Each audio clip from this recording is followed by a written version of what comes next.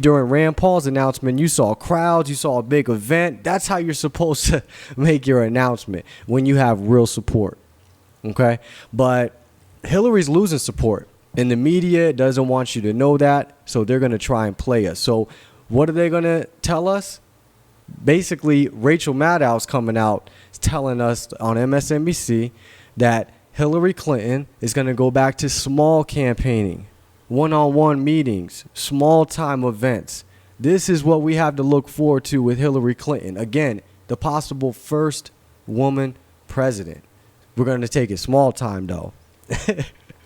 Can you imagine Obama going small time for being the first black president? This doesn't make any sense. So what they're trying to do is downplay her strategy. No, this isn't a bad thing. This is actually a good thing that Hillary Clinton's going to go small.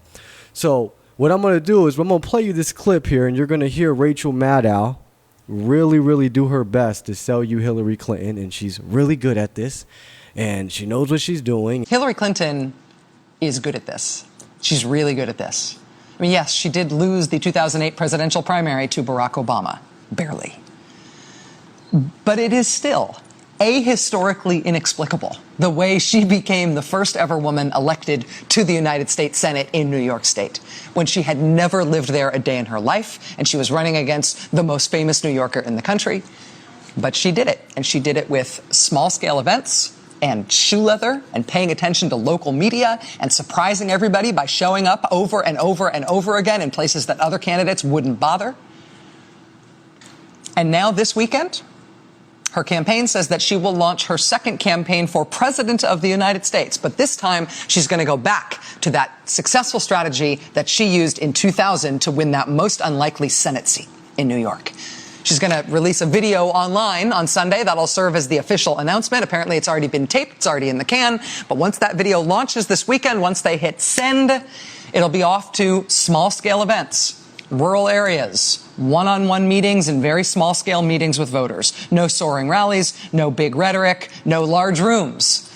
Just showing up, especially in small-town places where people do not expect her to be outworking everybody else.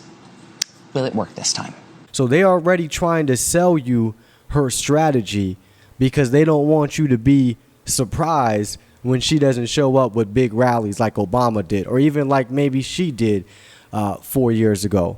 And if you notice, Hillary Clinton hardly even come out of hiding.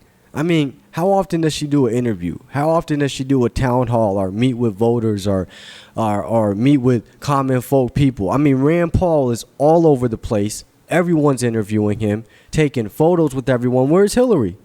Why is that? Because they got to fake it. They don't got real support. So they got to sell us this strategy, supposedly, that's supposed to work this time, because they know they can't get the images and the videos that they want. When you listen to Rachel Maddow, you know, pretty much adore Hillary Clinton, cheerlead for her. I want to bring up this article here. That was Friday night when Rachel Maddow reported that. On Thursday night, Huffington Post reported Hillary Clinton team holds off-the-record journalist dinner ahead of 2016 announcement. It says here, Hillary Clinton's campaign team held an off-the-record dinner Thursday night in D.C. for roughly 24 journalists, according to sources familiar with the matter. The Clinton team is also holding a private event in New York on Friday night for journalists, according to sources. Man, just a whole lot of private events for journalists, quote unquote. Let's see here. Podesta, the campaign chairman and a seasoned cook, made a pasta with walnut sauce for the dinner guests, which included reporters from the New York Times, the Washington Post, Politico, the Wall Street Journal, the Associated Press, Bloomberg, McClatchy, Reuters, and several major TV networks. The guests also enjoyed a shrimp appetizer, homemade cookies, and a selection of wine and beer. So this is how our politicians wine and dine our media. And basically, government is in bed with media, and probably in some cases, literally. So here's Hillary Clinton's team pretty much probably buying out reporters, probably giving them talking points, telling them how they want them to say something, or what not to say, what not to mention, how to mention it. I mean, it's just clear. It's so obvious.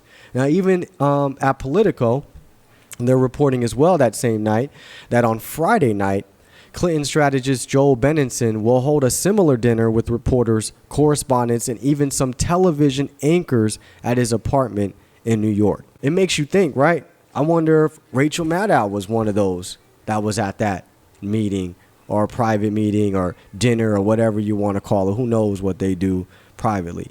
But it makes you think. So when you're watching the media and you're watching the news, this last couple of days I've been keeping it in mind, and you're watching it this upcoming week, and they're talking about Hillary and Rand, just think, I wonder which one of those are going to these meetings and being told what to say.